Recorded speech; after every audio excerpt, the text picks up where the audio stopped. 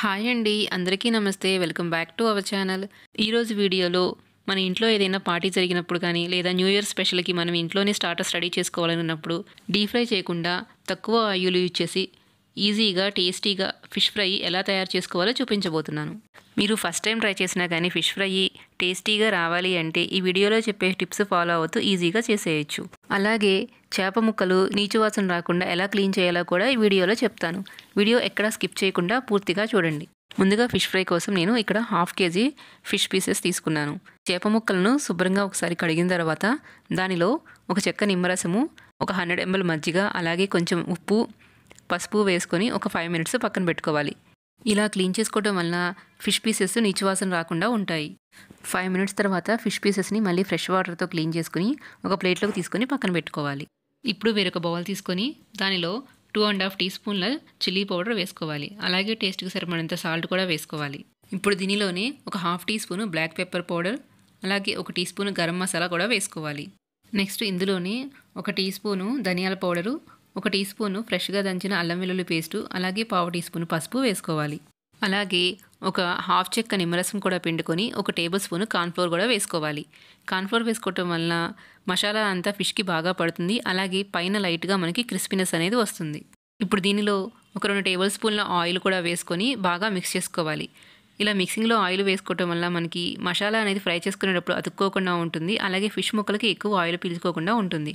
అలాగే కొంచెం వాటర్ కలుపుకొని దీన్ని థిక్ పేస్ట్ లాగా మిక్స్ చేసుకోవాలి.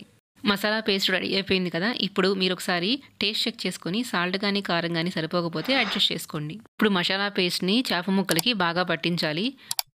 ఫిష్ పీసెస్ మీద ఈ మసాలా వేసుకొని ముక్కల మొత్తానికి మసాలా బాగా పట్టేలాగా కోట్ చేసుకోవాలి. ఇలా ఫిష్ పీసెస్ అన్నిటికీ మసాలా పేస్ట్ బాగా కోట్ చేసిన తర్వాత వీటిని వేరొక బౌల్లోకి ట్రాన్స్ఫర్ చేసుకొని మూత పెట్టి డీప్ ఫ్రీజర్లో ఒక 1 hour పెట్టుకోవాలి. మీకు ఎక్కువ టైం ఉంటే కనుక ఒక 2 to 3 hours నార్మల్గా ఫ్రిడ్జ్లో అయినా పెట్టుకోవచ్చు. ఇప్పుడు 1 hour తర్వాత ఈ ఫిష్ పీసెస్ని తీసి మనం ఫ్రై చేసుకుందాం. ఇప్పుడు ఫిష్ పీసెస్ ఫ్రై చేసుకోవడం కోసం స్టవ్ మీద నాన్ స్టిక్ ప్యాన్ పెట్టుకొని దానిలో ఒక 2 tablespoons ఆయిల్ వేసుకొని ప్యాన్ అంతా స్ప్రెడ్ చేసుకోవాలి.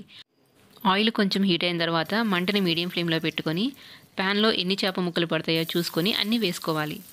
ప్యాన్ సైజుని బట్టి ఇలా ఒక 4 లేదా 5 ఫిష్ పీసెస్ వేసుకొని ఫ్రై చేసుకోవాలి.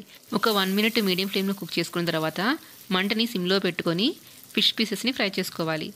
లో ఫ్లేమ్లో కుక్ చేసుకుంటే మనకి ఫిష్ పీస్ లోపల వరకు బాగా కుక్ అవుతుంది. ఫిష్ పీసెస్ వేసిన వెంటనే కదపకూడదు. ఒక 3 to 4 minutes కుక్ అయిన తర్వాత ఇలా ఒక స్పూను అలాగే ఫోర్కు తీసుకొని ఫిష్ పీసెస్ విరిగిపోకుండా రెండో వైపుకి టర్న్ చేసుకోవాలి. ఇలా చేప ముక్కల్ని రెండో వైపు కూడా టర్న్ చేసుకుని గోల్డెన్ బ్రౌన్ కలర్ వచ్చి క్రిస్పీగా అయ్యేంత వరకు ఫ్రై చేసుకోవాలి. చేప ముక్కల్ని మధ్య మధ్యలో తిప్పుతూ అన్నీ ఈవెన్గా ఫ్రై అయ్యే వరకు ఫ్రై చేసుకోవాలి. ఇలా ఫిష్ పీసెస్ అన్నీ ఎర్రగా ఫ్రై అయిన తర్వాత ఒక ప్లేట్లోకి పేపర్ నాప్కిన్ వేసుకొని ముక్కల్ని దానిలోకి ట్రాన్స్ఫర్ చేసుకోవాలి. ఏమైనా ఎక్స్ట్రా ఆయిల్ ఉంటే పేపర్ నాప్కిన్ అబ్జర్వ్ చేసుకుంటుంది. ఇదే ప్రాసెస్లో మిగిలిన ముక్కల్ని కూడా నిదానంగా ఫ్రై చేసుకోవాలి. ఇక్కడ మసాలా అనేది ప్యాన్కి ఏమీ అంటుకోలేదు చూడండి. మనము చేప ముక్కల్ని డీప్ ఫ్రిడ్జ్లో పెట్టడం వల్ల మసాలా ఎక్కువ అంటుకోకుండా మనకి బాగా వచ్చింది. చూడండి, ఇలా మనకి ఎక్స్ట్రా ఆయిల్ అంతా అబ్జర్వ్ చేసుకున్న తర్వాత వీటిని వేరొక ప్లేట్లోకి తీసుకొని వేడివేరుగా సర్వ్ చేసుకోవటమే.